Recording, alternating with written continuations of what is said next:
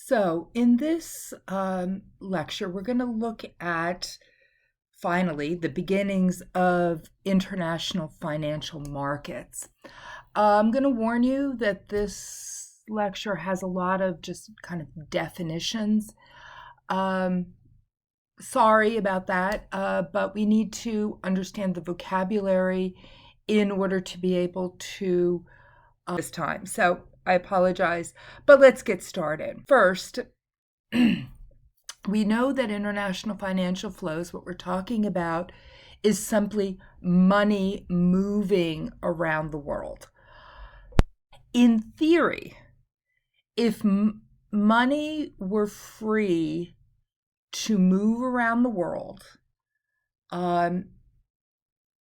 net savers would find the places where interest rates are the highest, and they would invest their money there. And that would push, as more money was put into these investments, that would push those interest rates down. In countries where there were high interest rates, as you know, the money flew into those, but into countries where they had low interest rates, because there was too much money, as that money flowed out, interest rates would rise. Again, this is simply a supply and demand thing. And in theory, interest rates around the world should equilibrate. We should get an equal interest rate when looking at using a similar currency. Interest rates should become equal.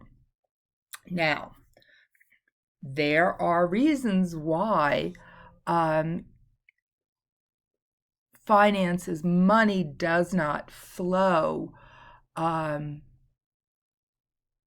evenly or easily throughout the economy. And we've got some of those reasons here.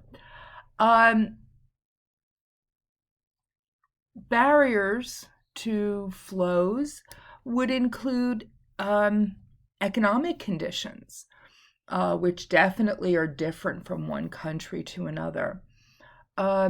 Exchange rates and the expectations of changes in exchange rates. Now, one thing that we're going to talk a lot about this semester are people's expectations. So, what we expect to happen will impact how we react.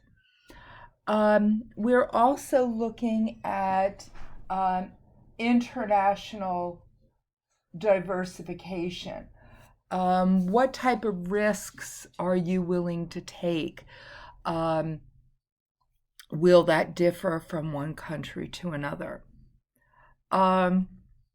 And so all of these things will then act as barriers or encourage trades, encourage the flow of money. So let's take a look at probably the most basic issue when we're looking at the flow of money, and that is exchange rates. So when we're talking about foreign exchange markets, we're talking about the market for currencies. How do you sell dollars and buy euros? How do you take pesos and buy reals? I don't know. Pick your currency. Over time, exchange rates, the rate between which you change one currency for another, has changed. In the United States, we were on what we call the gold standard from about 1876 to 1913. The gold standard has two characteristics. They are, one, the currency is backed by gold, which meant for every dollar we had in circulation, there had to be $1 worth of gold. And the second thing is we had a fixed exchange rate. That meant the value of the dollar was set to a value of gold, and it could not change. The rate was 1 ounce of gold equaled $20.67. All right. Now, under the fixed exchange rate, as its name implies, the exchange rate is fixed. It cannot change. So if there was something that caused the supply of money to change or the demand for dollars to change, there would be pressure on this exchange rate to move. But under the gold standard, it could not move. It had to stay where it was. Now, 1913 being the year just before the First World War, our European allies were having some economic difficulties. They started not maintaining the exchange rate. So from like 1912 to 1944, the fixed exchange rate system stayed in place. Our fixed exchange rates were there, and that's what you used. But during this time period of the First World War, the Great Depression, the Second World War, countries did not attempt to maintain this fixed value of their currencies. It was there if you had to exchange currencies. That's the rate you do it in. But it really did not represent the value of the currency. Now, while the U.S. technically goes off the gold standard in 1933, England goes off the gold standard in 1932, they needed some exchange rate. And as I said, they kept the fixed exchange rate just so they had something. But in 1944, it became apparent that the Allies were within months of winning the Second World War. And finance ministers, trade ministers, it became very apparent that something had to be done to bring the world together, to build a strong foundation. So economically, it would not be in the best interest for nations to go to war again. So in 1944, there was a conference held in Bretton Woods, New Hampshire. If any of you are skiers, you may have skied in Bretton Woods. A conference was held, and at that conference, there were several institutions that were set up. We looked in one of the previous lectures at some of the institutions, and we mentioned the World Bank, we mentioned the International Monetary Fund. Both of those were set up at this Bretton Woods conference. And for our discussion today, the most important one here is the International Monetary Fund. The IMF was set up to help nations establish and maintain stable exchange rates. And the question was, what did we set up? What kind of exchange rate would we set up?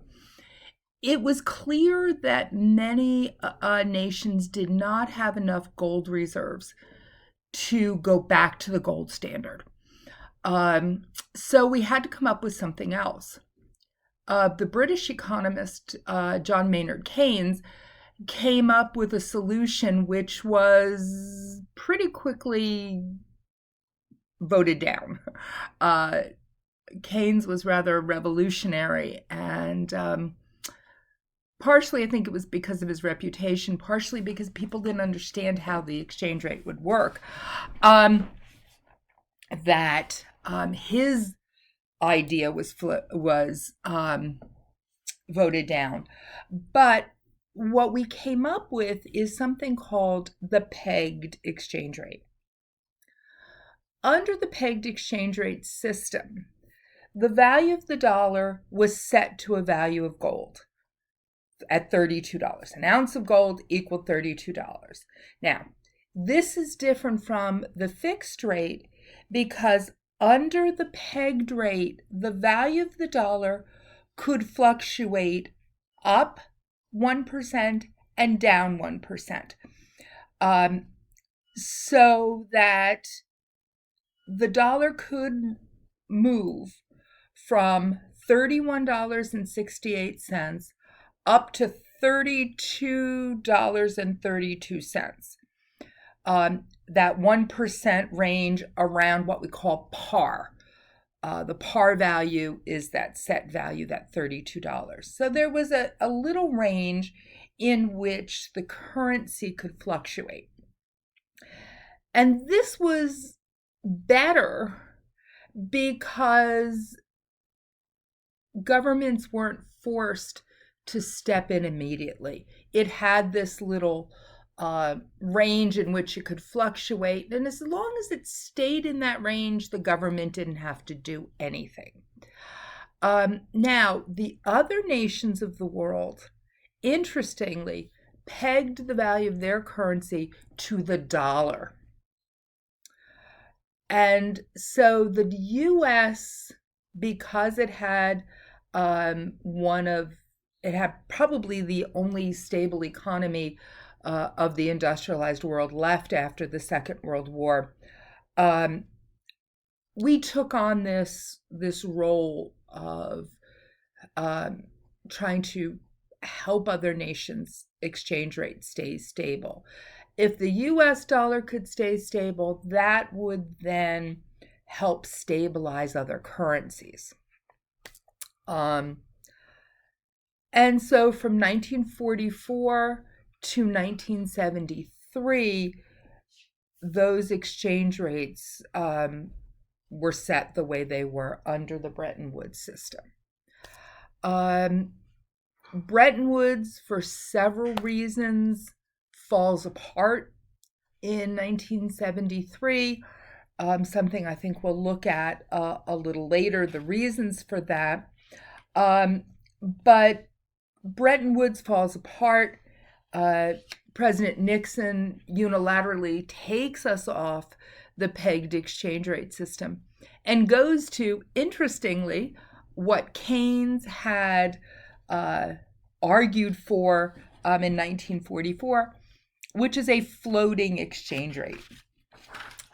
Under the floating exchange rate, the value of the currency is determined by supply and demand for the currency.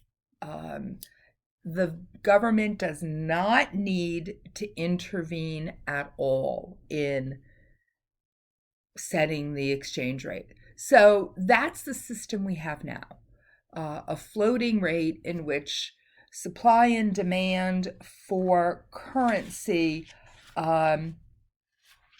determines its value. When we went off the floating rate, the other currencies in the world, other countries in the world also went to the floating exchange rate. There are some currencies today that have a peg. The British pound and the euro are pegged. They are set to a value of each other that doesn't change. That's simply because England and the EU do a lot of trade with each other. They don't want that rate to change, so it's kind of fixed against each other. But both currencies will fluctuate in the world market.